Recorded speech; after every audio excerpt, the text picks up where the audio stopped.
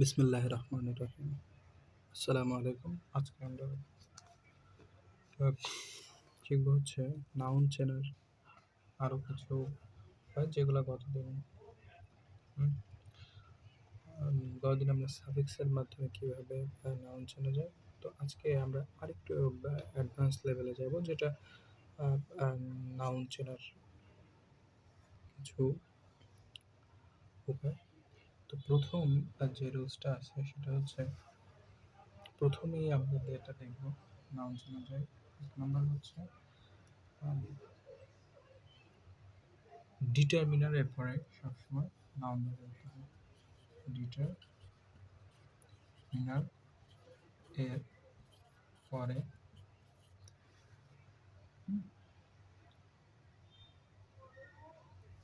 ডিটারমিনারের পরে সবসময় নাউন বসে। তো কিসের পরে? ডিটারমিনার বা ডিগ্রিজ অফ ডিটারমিনার। তো এই ডিটারমিনার হচ্ছে, তো আমরা ডিটারমিনারটা সম্পর্কে কিছুটা ধারণা, পরবর্তীতে আমরা ডিটারমিনার সম্পর্কে অতিরিক্ত ধারণা নেব, কিন্তু বর্তমানে হচ্ছে ডিটারমিনার সম্পর্কে কিছুটা ধারণা নিই যে কোনগুলো ডিটারমিনার। ডিটারমিনার বা ডিগ্রিজ অফ ডিটারমিনার হচ্ছে কোনো হচ্ছে ম্যানি, ফিউ, সেভারাল, অ্যানি, সাম, এগুলো যেগুলো হচ্ছে কোনো পরিমাণ, যেটা কাউন্টেবল ডিটারমিনার, আনকাউন্টেবল ডিটারমিনার আছে। মাচ, মোর, লিটিল, লেস, এগুলা। তো এ লট অফ, এগুলো হচ্ছে কাউন্টেবল, আনকাউন্টেবল, দুইটাই বলছি, দুইটা একসাথে। পরবর্তীতে আমরা ডিটারমিনার অধ্যায় করতে গেলে বা ডিটারমিনার করতে গেলে সেটা জানা হবে। কিন্তু বর্তমানে ডিটারমিনার হচ্ছে কোনো কি বোঝায়? ডিটারমিনার হচ্ছে কোনো অবস্থা বা হচ্ছে কোনো পরিমাণ বোঝাতে ব্যবহৃত হয়। যেমন ম্যানি একের অধিক পরিমাণ বোঝায়, several, few, anise, much, more, little, less, lot of হচ্ছে প্রচুর পরিমাণে। এটা হচ্ছে ডিটারমিনার। তো এই ডিটারমিনারের পর সবসময় কি ব্যবহৃত হয়? ডিটারমিনার পর সবসময় দেখতে হবে ডিটারমিনার পরবর্তী ওয়ার্ডই বা ডিটারমিনার পরেই হচ্ছে কি বসে? নাউন বসে। যেমন যেমন আমরা যদি বলি সাম বয়েজ,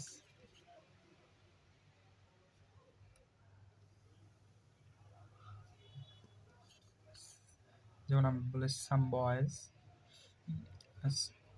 আর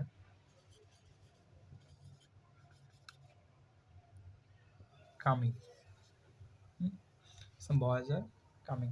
এখানে ডিটারমিনার হচ্ছে সাম, এটা হচ্ছে কি ডিটারমিনার, MINE আর ডিটারমিনার। তো এখানে এরপরে যে বয়েজটা আছে, এখন বয়েজের সাথে এজ কেন যুক্ত হয়েছে? সাম হচ্ছে কাউন্টেড ডিটারমিনার, সেজন্য এখানে সেটা আমরা পরে করব, যেটা হচ্ছে এই ডিটারমিনার। তো এই ডিটারমিনার হচ্ছে কি সাম বয়েজ, মানে ডিটারমিনারের পর সবসময় কি ব্যবহৃত হয়? নাউন ব্যবহৃত হয় ডিটারমিনার। যেমন ম্যানি ম্যান, ম্যানি মাইন্ডস বা ম্যানি থটস, যেখানে ম্যানির পরে ম্যান ব্যবহৃত হয়েছে, ম্যান।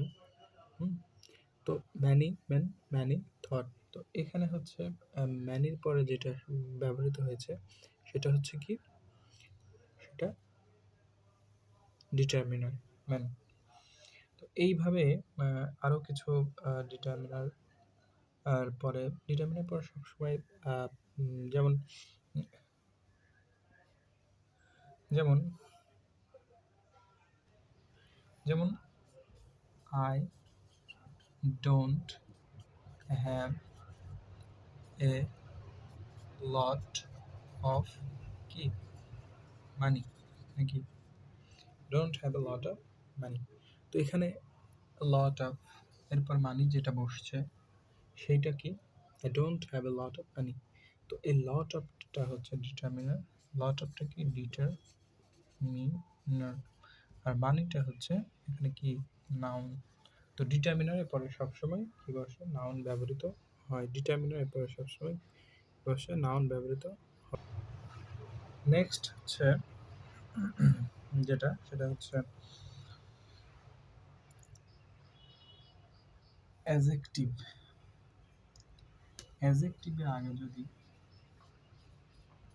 অ্যাডজেক্টিভ এর আগে যদি দা বসে তাহলে তাহলে সাধারণত নাউন হয়। যেমন অ্যাজেক্টিভের আগে যদি দা বসে তাহলে সাধারণত কি হয়? নাউন। যেমন হচ্ছে দা বয়, দ্য বয়, এটা তো সাধারণ না। দ্য রিচ, দ্য রিচ আর I the rich are not always happy. The rich are not always happy. The rich are not always happy. এখানে দ্য রিচটা হচ্ছে সাধারণত একটা ধ্বনি বোঝায়। তো এখানে দ্য রিচ, তো রিচ ধ্বনি এটা কি হয়? এটা সাধারণত অ্যাজেক্টিভ হয়, অ্যাজেক্টিভ। কিন্তু এখানে দা বসছে অ্যাজেক্টিভের আগে, সেজন্য দুইটা মিলে এটা কি হবে? এটা নাউন হবে। তাহলে দ্য রিচ অ্যাজেক্টিভের আগে যদি দা দেখা হয় তাহলে সোজাসুজি ওটা নাউন। অ্যাজেক্টিভের আগে দা বসলেই সেটা কি হয়ে যায়? নাউন হয়ে যায়। অ্যাজেক্টিভের আগে দা বসলে সবসময় নাউন হয়ে যায়। তো এই হচ্ছে রুলস। এরপর আরেকটা, the poor are not always unhappy.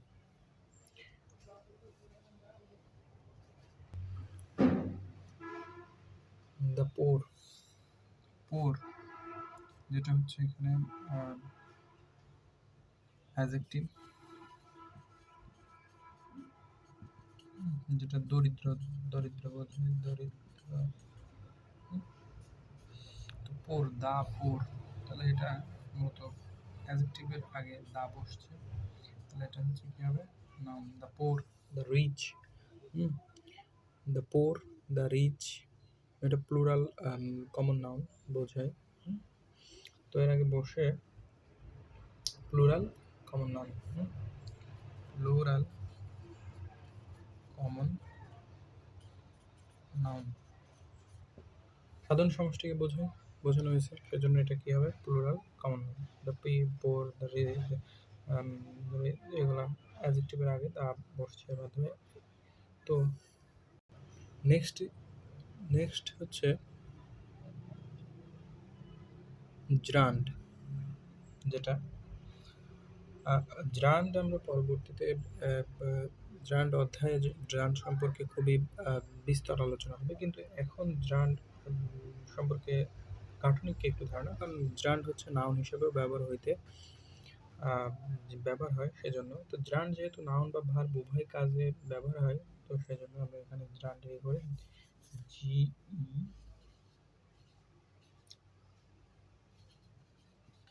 তো জ্রান্ড বিস্তারিত আলোচনা হবে, কিন্তু শর্টকাটে বা খুবই অল্প বিস্তর আলোচনা আমরা যদি বলি যে ভি প্লাস আইএনজি মানে ভার্ব প্লাস আইএনজি। এই ভার্ব প্লাস আইএনজি যখন নাউন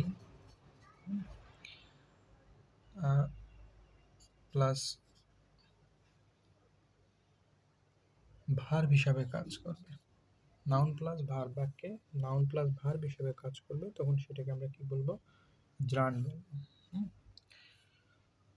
তো এটা শর্টকাটে আমি মনে রাখতে চেষ্টা করি হচ্ছে শর্টকাট যেটা, সেটা হচ্ছে জিএনভি। গ্রান্ট হচ্ছে নাউন প্লাস ভার্ব, GNV। গ্রান্টটা কি? Noun plus verb. নাউন বাক্যে নাউন প্লাস ভার্ব হিসেবে কাজ করে ভি প্লাস আইএনজি, তখন সেটাকে আমরা কি বলি? গ্রান্ট। আর এই গ্রান্টটাই হচ্ছে নাউন। এখন যদি বাক্যের বা গ্রান্ট থাকে ভি প্লাস আইএনজি, আমরা সাধারণ ভাবে সেটা ভি প্লাস আইএনজি সাধারণ পার্টিসিপল হতে পারে, সেটা গ্রান্ডও হতে পারে, সেটা হচ্ছে ভি প্লাস আইএনজি ভার্ব হতে পারে। তো কিভাবে আমরা যেটা হচ্ছে ই করবো, সেটা হচ্ছে গ্রান্ট কখন হবে? যদি বাক্যের নাউন বা ভার্ব হিসাবে বসে থাকে, ভার্বের কাজ করে, নাউন এবং ভার্বের কাজ করবে সেটা জানেন। যেমন একটা উদাহরণের মাধ্যমে দেখতে পারি গ্রান্ট, উদাহরণের মাধ্যমে আমরা দেখতে পারি গ্রান্ট GNV, আমরা এখানে লিখে রাখলাম GNV ভি প্লাস আইএনজি। তো উদাহরণটা হচ্ছে পরীক্ষায় আসা উদাহরণ থেকে আমরা দেওয়ার চেষ্টা করছি, সেজন্য এখান থেকেই বুঝে আমরা এ করতে পারি। Please stop writing, please PLEASE, please stop writing, WRITING। তো এখানে আমরা বুঝবো কিভাবে যে এটা হচ্ছে রাইটিংটা এখানে ভি প্লাস আইএনজি আছে, ভি প্লাস আইএনজি।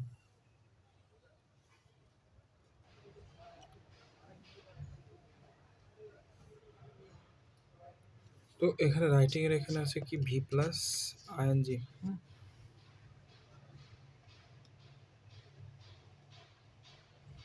রাইটিং এর এটা কি ভি প্লাস আইএনজি এটা।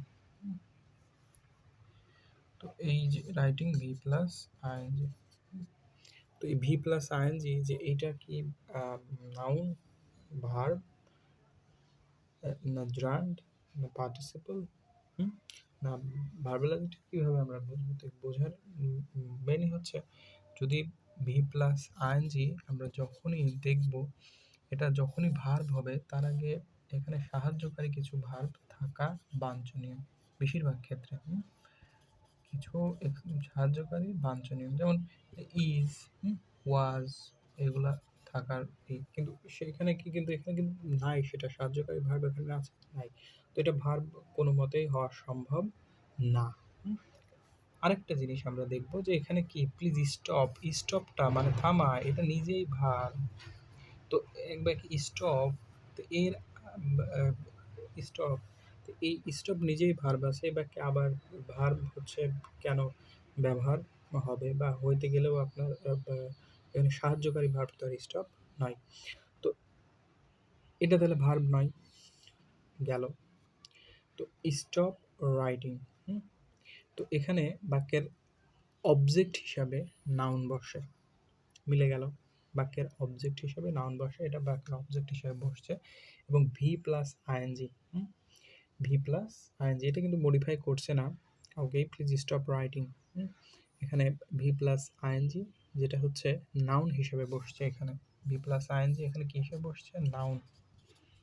তো এই ভি প্লাস আইএনজি যখনই নাউন হিসেবে বসবে, বাক্যের অবজেক্টে নাউন হিসেবে বসবে, তখনই সেটা কি হবে?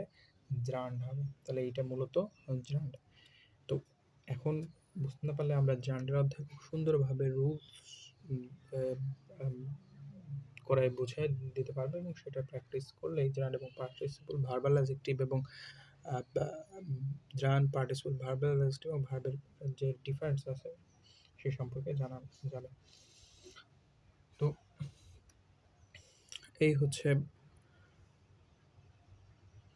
নাউনের বিষয়বস্তু। তো নাউনের আগামী ক্লাসে আমাদের জানা হচ্ছে নাউন কত প্রকার, নাউন কী কী, এবং বেসিক থেকে নাউনের পুরাটাই আমরা শিখে ফেলছি কিছু ক্লাসে। তো আসসালামু আলাইকুম রহমতুল্লাহি ওয়া বারাকাতুহু।